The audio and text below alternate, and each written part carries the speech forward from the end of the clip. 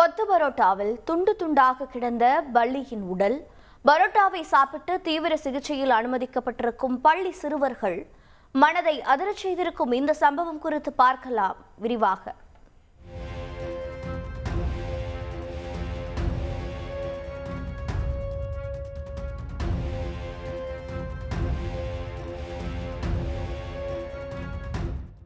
ஆசையாய் தந்தையை கொத்து பரோட்டா வாங்கி வர சொன்ன இரு மகன்களுக்கு நேர்ந்த விபரீதம்தான் மனதை பதற வைக்கும் இந்த அதிர்ச்சி சம்பவம்.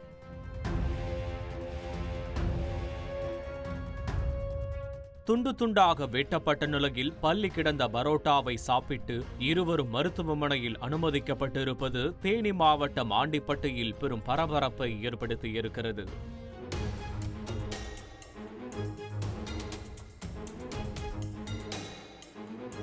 இருவரும் 10 மற்றும் 12 வயதையான பள்ளி சிறுவர்கள் என்ற நிலையில் சம்பவத்தன்று இரவு சாப்பிட்டுவிட்டு விழிப்புதங்கி நின்ற மகன்களை தூக்கிக் கொண்டு தம்பதி மருத்துவமனைக்கு ஓடி இருக்கின்றனர். 12ஆம் தேதி இரவில் என் பசங்க புரோட்டா வாங்கிட்டு வர சொன்னாங்க. அவங்க அப்பா வந்து ஹோட்டல் சிவா ஹோட்டலில் போய் கொத்து புரோட்டாவை வாங்கிட்டு வந்தாங்க. பசங்க சாப்பிட்டுட்டு இருந்தாங்க சார். சாப்பிட்டுட்டு இருக்கிறப்ப ஒரு மாதிரி புழு மாதிரி இருக்குப்பா அப்படின்னு சொல்லி காமிச்சதில் சரின்ட்டு நம்ம வந்து சாப்பிட்டாங்களே அப்படின்ட்டு நாங்கள் ஆண்டிப்பட்டி ஜிஹெச் கூட்டு வந்துட்டோம் சார். கூட்டு வந்து ட்ரீட்மெண்ட் இப்போ வரைக்கும் போகுது சார்.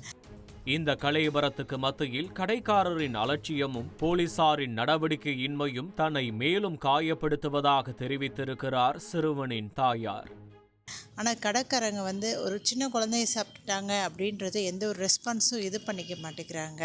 அதுவும் வந்து நான் கம்ப்ளைண்ட்டும் கொடுத்துட்டேன் சார். ஆனால் அவங்க வந்து அலட்சியமாகவே இருக்கிறாங்க. ஒரு குழந்தைய சாப்பிட்ருக்காங்க.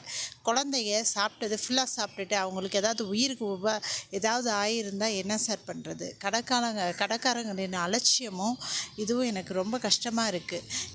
தங்களது குழந்தைகளை ஹோட்டல் நிர்வாகத்தினர் வந்து பார்க்கக்கூட இல்லை என்று வேதனை தெரிவிக்கும் இந்த தாய், அரசும் காவல்துறையும் சம்பந்தப்பட்ட ஹோட்டல் நிர்வாகம் மீது உரிய நடவடிக்கை எடுக்க வேண்டும் என வலியுறுத்தியிருப்பது சோகத்தை ஏற்படுத்தியிருக்கிறது. செய்திகளை உடனுக்குடன் தெரிந்து கொள்ள உடனே சப்ஸ்கிரைப் பண்ணுங்க.